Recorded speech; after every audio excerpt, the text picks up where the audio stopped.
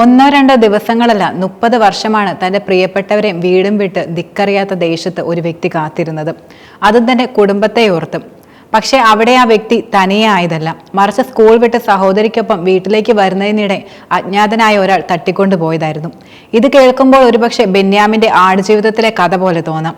എന്നാൽ ആ കഥയല്ല ഇത്. ഭീംസിംഗ് എന്ന രാജുവിന്റെ ജീവിതമാണിത്. വർഷങ്ങൾക്ക് മുമ്പ് 3 പെൺകുട്ടികൾക്ക് കൂട്ടായി ഒരു ആൺകുട്ടി മാത്രമാണ് അവർക്കുണ്ടായിരുന്നത്.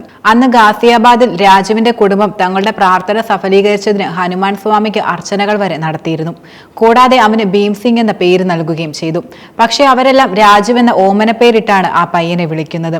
ഈ സന്തോഷം ഒരിക്കലും മറയാതിരിക്കാനായി രാജുവിന്റെ കുഞ്ഞിക്കൈയിൽ രക്ഷിതാക്കൾ രാജുവെന്ന് പച്ചകുത്തുകയും ചെയ്തിരുന്നു. പക്ഷെ 6-ാം വയസ്സിലായിരുന്നു രാജുവിന്റെ ദുരിതയാത്ര ആരംഭിച്ചത്. സ്കൂൾ വിട്ട് സഹോദരിക്കൊപ്പം വീട്ടിലേക്ക് വരുന്നതിനിടെ അജ്ഞാതനായ ഒരാൾ രാജുവിനെ തട്ടിക്കൊണ്ടുപോയതോടെ രാജുവിന്റെ ജീവിതം കീഴ്മേൽ മറിഞ്ഞു. തന്റെ പ്രിയപ്പെട്ട മകനെ തേടി അവർ കയറിയിറങ്ങാത്ത പോലീസ് സ്റ്റേഷനുകളോ വന്നു നിൽക്കാത്ത വാതിലുകളോ ഒന്നുമില്ല. പക്ഷെ ഇതിന്റെ എല്ലാം ഫലം എന്നത് നിരാശയായിരുന്നു.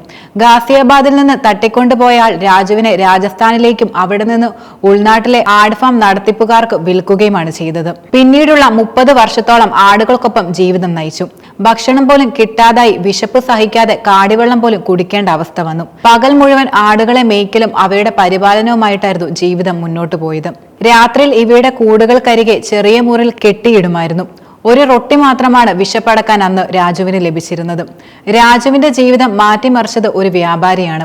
ഒരു ദിവസം രാജു അപ്രതീക്ഷിതമായി കണ്ട ഒരു വ്യാപാരി അവന് രക്ഷകനായി മാറി. തന്റെ ജീവിതകഥ അവൻ ആ വ്യാപാരിയോട് തുറന്നു പറഞ്ഞു. അവന്റെ ദുരിതകഥ കേട്ട ആ വ്യാപാരി അടുത്ത പോലീസ് സ്റ്റേഷനിൽ രാജുവിനെ എത്തിക്കുകയും ചെയ്തു. തുടർന്ന് പോലീസ് അധികൃതർ രാജുവിനെ കുറിച്ചുള്ള വിവരങ്ങൾ സോഷ്യൽ മീഡിയയിൽ പോസ്റ്റ് ചെയ്യുകയായിരുന്നു. ഇത് ശ്രദ്ധയിൽപ്പെട്ട രാജുവിന്റെ അമ്മാവനായിരുന്നു രാജുവിനെ തിരിച്ചറിഞ്ഞത്. അങ്ങനെ മാതാപിതാക്കൾക്ക് ഭീംസിംഗിനെ തിരിച്ചു കിട്ടി. അപ്രതീക്ഷിതമായി മകന്റെ വിവരങ്ങൾ പോലീസുകാർ സമൂഹ മാധ്യമങ്ങളിൽ പങ്കുവെച്ചതോടെയാണ് രാജുവിനെ കണ്ടെത്താൻ കഴിഞ്ഞത്. രാജു പച്ച കുത്തിയത് കണ്ടെത്താൻ വളരെയധികം സഹായിക്കുകയും ചെയ്തു.